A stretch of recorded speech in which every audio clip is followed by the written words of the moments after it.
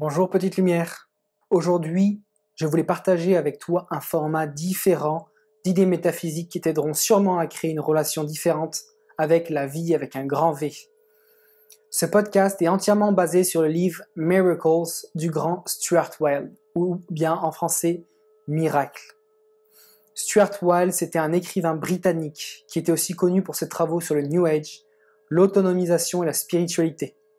Il était également conférencier, professeur, humoriste, essayiste, scénariste, parolier et producteur de musique. Rien que ça. Et il nous a quittés en 2013 en Irlande.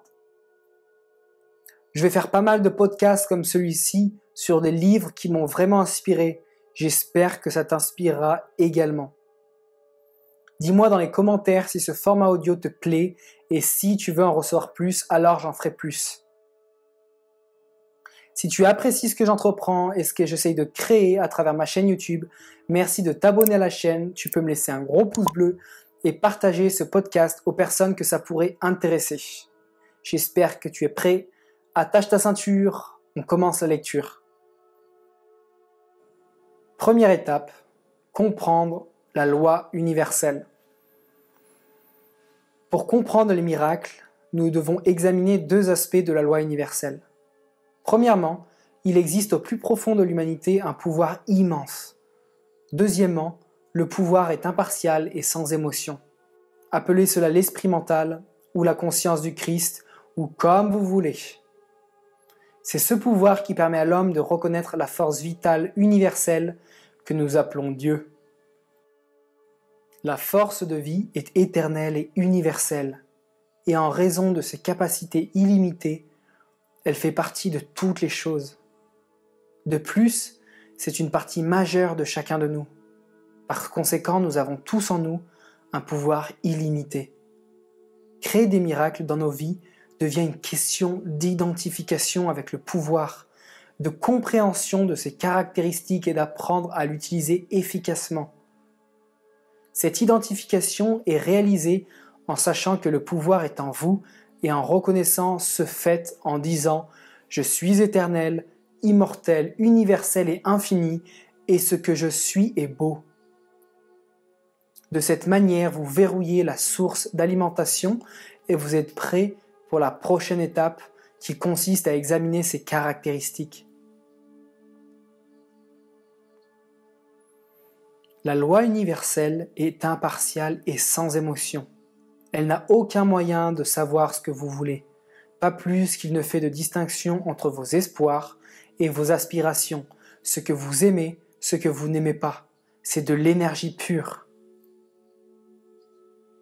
Il accepte toutes les pensées, les sentiments et les actions que vous projetez et vous les renvoie sans émotion sous la forme d'événements que vous vivez au jour le jour. De la même manière que l'électricité illumine à la fois un bordel et le goûter du curé, la loi universelle ne fait pas la différence entre différents types d'énergie dans votre vie. Cela vous donnera tout ce en quoi vous croyez, ni plus ni moins. Par conséquent, la clé de la compréhension des miracles consiste à examiner des croyances et vous exprimer sous forme de pensées et de sentiments. Lorsque vous êtes né, vos pensées et vos sentiments sont sans limite, parce que votre esprit est une table rase. Ce qu'un enfant projette dans la loi universelle est pur et non limité par les contraintes des croyances.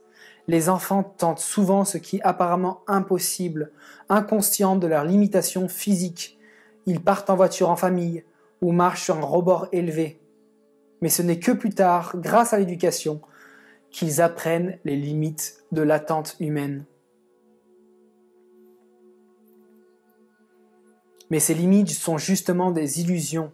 Elles sont formées par des schémas de croyances, la plupart d'entre elles issues de l'ignorance, transmis de génération en génération.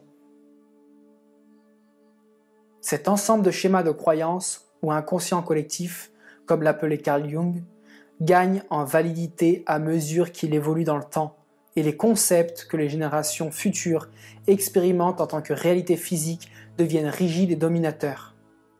C'est comme si des milliards de personnes qui vous ont précédé ont déterminé ce que vous allez expérimenter sur le plan terrestre. Et c'est tout ce que vous avez à faire. Cette rigidité ne permet ni au génie, ni à la compréhension de ce que nous sommes maintenant. Une ère de développement rapide. Les structures fondamentales sont balayées par une avalanche de conscience et nous ne sommes plus prêts à simplement écouter les grands faiseurs de miracles. Nous voulons vivre l'expérience. Pour la plupart des gens, cela n'est pas possible car ils sont enfermés dans les limites du corps et de l'esprit. Leur éducation est tellement dominante qu'elles enferment toute leur évolution et ils connaissent peu de croyances spirituelles. Étape 2. Comprendre la mission de la vie. Nous ne sommes ni notre corps, ni nos émotions, ni notre esprit, ni aucune des structures et restrictions que nous éprouvons autour de nous. Nous sommes une partie infinie de la force divine, utilisant la forme physique pour expérimenter le développement spirituel à travers un enseignement spécial appelé vie quotidienne. Lorsque vous êtes entré dans le plan terrestre, l'énergie qui est le réel que vous avez quitté réside dans les dimensions supérieures de la lumière pure et est entrée par choix dans le corps dans lequel vous vous trouvez. Vous avez choisi les circonstances de cette vie parce que c'était l'étape suivante. Dans votre évolution infinie et parce que cette vie vous permettrait d'élargir ce que vous êtes spirituellement afin de devenir une expression encore plus grande de la force de vie infinie ou de l'esprit vivant.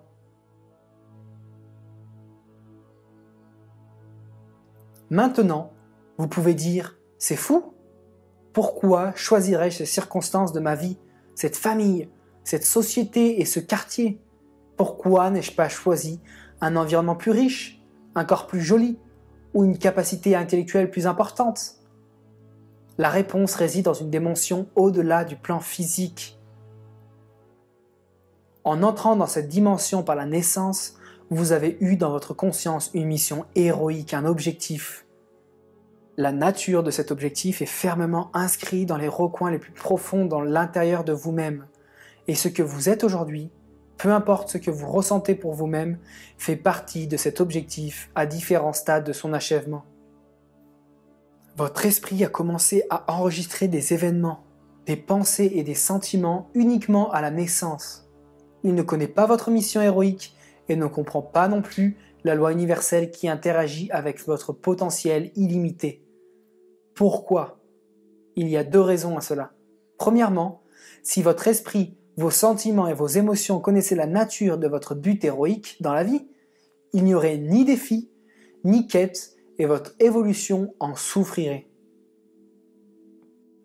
Deuxièmement, la compréhension de la métaphysique repose en grande partie sur des croyances tribales ou religieuses qui ne reflètent pas totalement une perception exacte de la délicatesse de l'énergie et de la manière dont son reflux et son flux affectent la vie quotidienne. Aucune compréhension réelle de la loi universelle n'a jamais été incorporée dans les divers schémas de croyances de l'inconscient collectif du monde.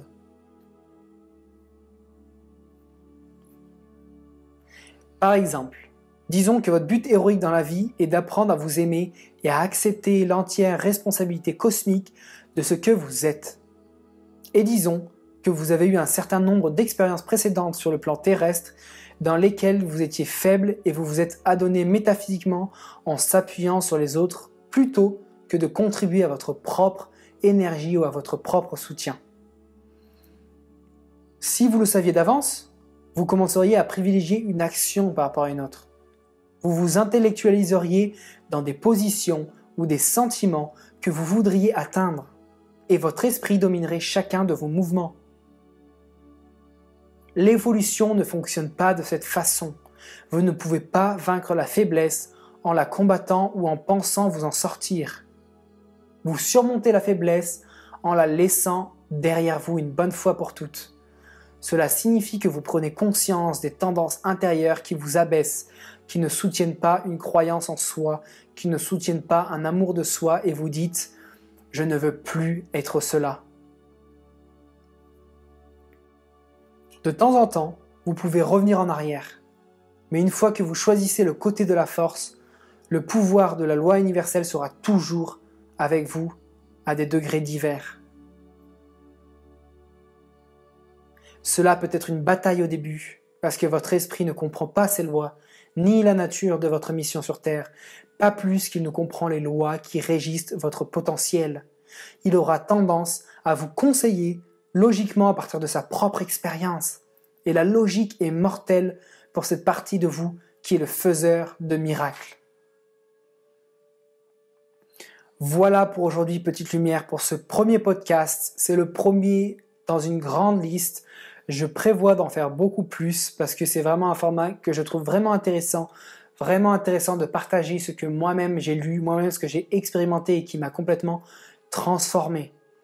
Si ce podcast t'a plu, exprime-toi et fais-le moi savoir dans les commentaires pour que j'en fasse plus. Tu peux également, encore une fois, t'abonner à ma chaîne, liker cette vidéo et on avance, on grandit et on s'élève ensemble, Petite Lumière. À très bientôt, je t'aime.